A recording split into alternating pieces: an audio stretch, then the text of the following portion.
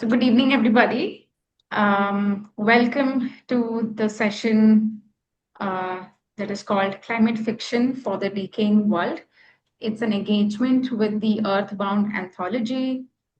Um, Please join us for this conversation. It's about us exploring how literature, storytelling, and imagination can help us understand the climate crisis and envision new possibilities for coexistence on a changing planet. Let me introduce you to our speakers. We have Alina Gufran. She's an author and filmmaker based in New Delhi. Her novel, No Place to Call My Own, was longlisted for the Godrej Literature Live Literary Award for Best Debut. Her film Leela premiered at IFFR and has screened at the San Sebastian International Film Festival, DocuFest, Riga International Film Festival, MAMI, and DIFF, amongst others. We have Prthvir Solanki. He's a writer whose work spans fiction and nonfiction for both print and screen. We have Prashant Vaze. He's a British writer, environmentalist, and a policy wonk. We have Ayushi Dubey. She's a reader, a writer, and an observer trying to locate her narrative in this scattered world. Her work has been published previously in #Kalakar and Bound India. We have Monisha Raman. She's an author of The Highlines of Yore. Her work has appeared in various journals and anthologies. She edits the GLF newsletter. And I am the content and program lead at GLF and BLF Hyderabad and Bangalore. I am also an author of the poetry collection called Poetry for the Overgrown, which explores themes of nature and coexistence. Welcome you all. I hand it over to Monisha now. So, hi everyone, welcome. And first of all, congratulations to all of you on this beautiful anthology. Congratulations to all of you on this beautiful anthology. So, without since Shruti's all introduced the anthology, I'll go directly with my questions. I'll start with you, Alina, the editor. Can you just give us an introduction on what, can you just introduce Earthbound to our listeners and what you plan to do with it and what are your dreams? Yeah, sure.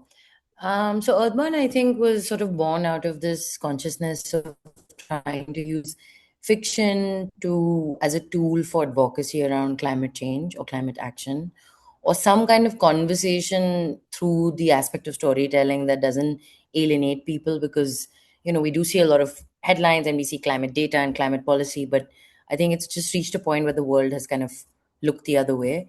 So for me personally, as a writer and an editor, fiction is a fairly powerful way of self-interrogation and a lens through which I view the world.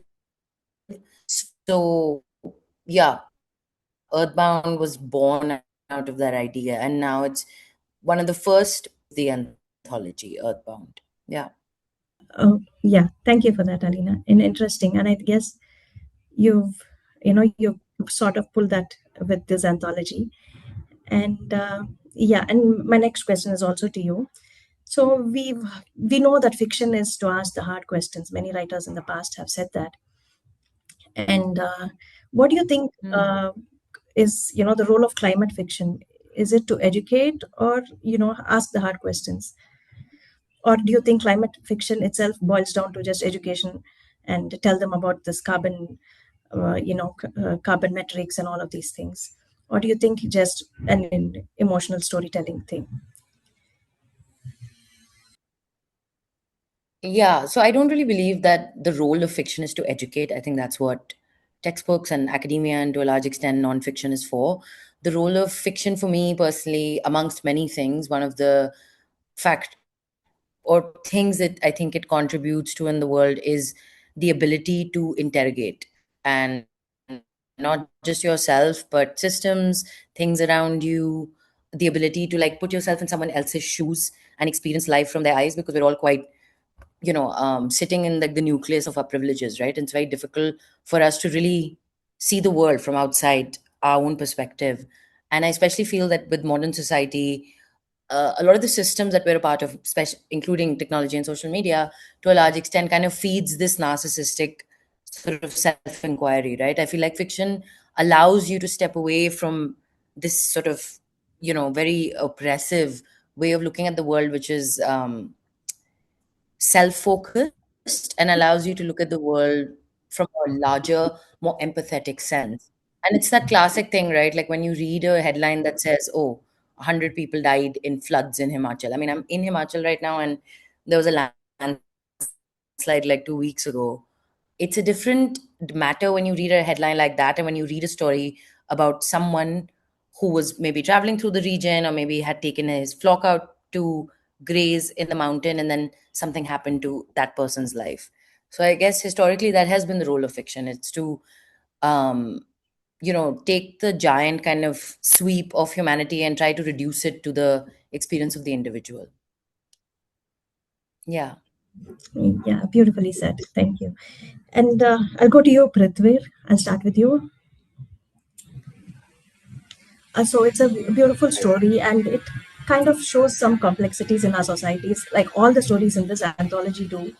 And yours especially shows the side of zealotry, with in a society like ours, where we are used to hero worshipping, and in times of crisis, like the ones that happen in your story, we just switch over to zealotry, and there's a blind belief with whatever the leader says it has to be done.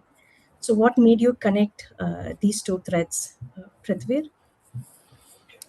Um, I mean, the world one, but also I think for me the story of climate change is not simply a passive one where it is happening around us, as many like to claim once in a while, but it is a story of a lack of response, or incorrect response rather. And uh, uh, and and also, of course, actions that have been taken incorrectly. Basically, this is the point of this. What I was thinking is that all of this is man-made. It is human-made. Climate change is human-made. It's not something that has naturally occurred on the planet. And when you have to start questioning, okay, if it's human-made, then what humans did that, and why did they do that? And if it starts happening, it is humans who have to sort of solve the problem. And essentially, it becomes a very human thing. And the way politics or the way society is right now is exactly as you said, right? Like we have turned to zealotry, and we have turned to kind of blind belief and faith uh, when real life becomes difficult. And often the people we put faith in don't necessarily respond in ways that is always helpful to the people who believe in them.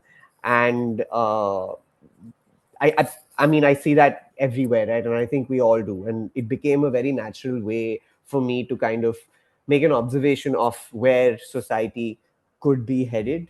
I think the main point that I just wanted to make was that where is the line when you start, realizing that you are being fooled, or where is the line where you start realizing that I cannot blindly believe in something anymore, but I have to start thinking for myself. And the story kind of answers that there are some people who will never find that line, right? They will go with whatever is happening, and they will believe what they want to believe. And sometimes it could be just to kind of placate themselves, or sometimes it is simply because they don't want to believe.